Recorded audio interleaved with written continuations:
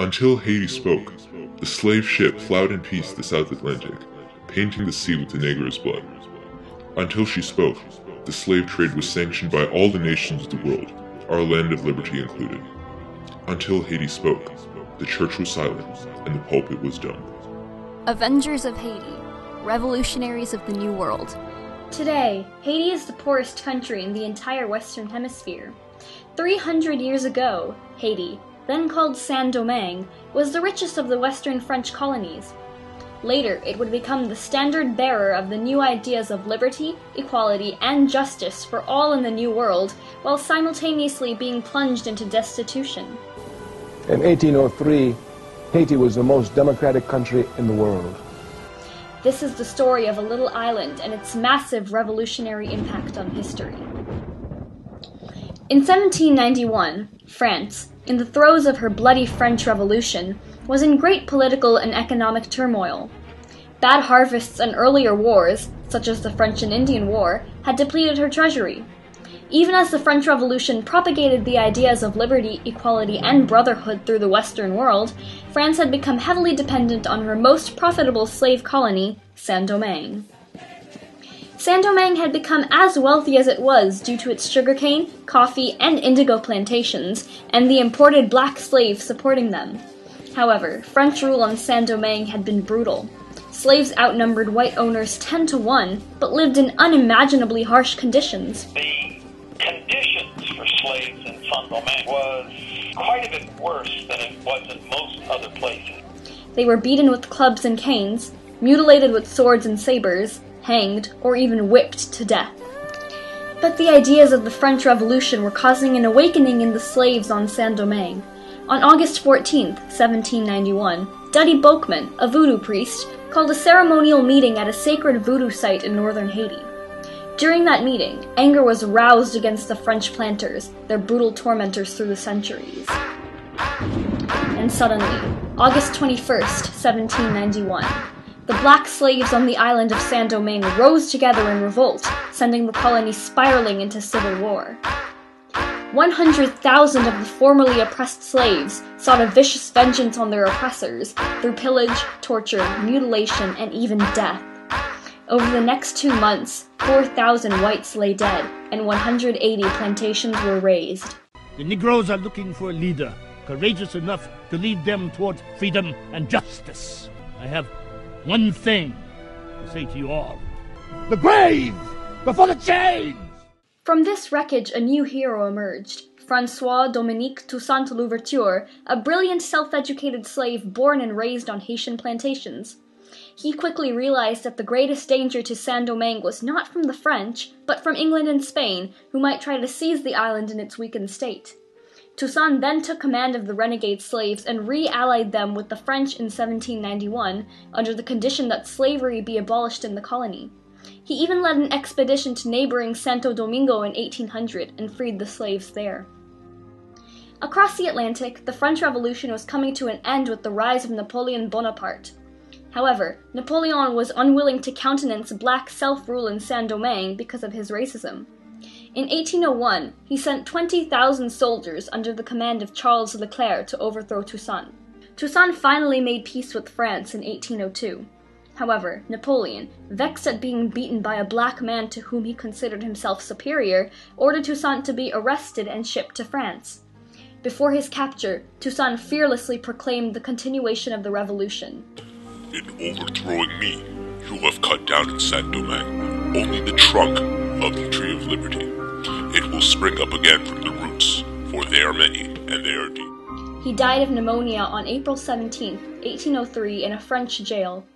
After Toussaint's death, Jean-Jacques Dessalines took up the fight against Leclerc. On November 28, 1803, the French surrendered and Dessalines founded the new Republic of Haiti. Revolution, reform, and reaction played key roles in the build-up, duration, and aftermath of the Haitian Revolution. The Haitian Revolution was influenced greatly by the ideas of the French Revolution and the idea that all people were entitled to equal and natural rights. Before the French Revolution, rights were reserved only to those who had been born politically free. In addition, the events in Haiti were truly revolutionary. This marked the first major successful slave revolt ever, as the mistreated slaves of Saint-Domingue, inspired by ideas of liberty and justice, were able to overpower their owners. On January 1st, 1804, Haiti became a republic. The Haitian Revolution inspired major reactions which would alter the course of history. The slave rebellion and loss of French influence led other political powers, England and Spain especially, to try to colonize Haiti. In reaction, Toussaint forged a new alliance with the French to prevent other countries from seizing control of the tiny nation and possibly drawing it back into slavery. Since France's treasury was depleted from the slave rebellion, French colonists sold what land they had control over by the Louisiana River to the United States. This sale would become famous as the Louisiana Purchase. Reform in Haiti was not just a consequence, but a goal of the Haitian Revolution. Reform led to Haiti becoming the world's first ever black republic, a beacon of hope for oppressed blacks around the world. The revolution brought an end to colonialism on the island and was one of the first events in the eventual downfall of imperialism. Economic reforms followed as well, reforming the country from a plantation system to a system based on small-scale producers.